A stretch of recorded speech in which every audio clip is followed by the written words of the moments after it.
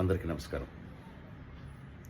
Friends, చాలా సందర్భాల్లో మన పనిని సక్రమంగా నిర్వర్తించలేనప్పుడు దానికి కారణాలను వెతుకుతాం.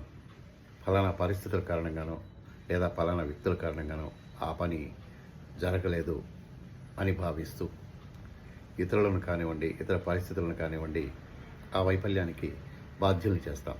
పరిణామ కారణంగా మన మానసిక శక్తి వృధా అవుతుందే తప్ప ఆ సమస్య అయితే పరిష్కారం కాదు. ఇతర పరిస్థితులను నిందించడం ఆపి ఎప్పుడైతే మన సమస్యకు మనం బాధ్యత వహిస్తామో అప్పుడే మన పనిని సక్రమంగా నిర్వర్తించగలుగుతాము. కాబట్టి ఫ్రెండ్స్, గుర్తుంచుకోండి, పరందెందను ఆపడమే మన ఎదుగుదలకు మొదటి మెట్టుగా భావించాలి. అప్పుడే మన సమస్యల్ని మనం పరిష్కరించుకోగలుగుతాం. అవుననుకుంటే లైక్ చేయడం మర్చిపోకండి. నమస్తే.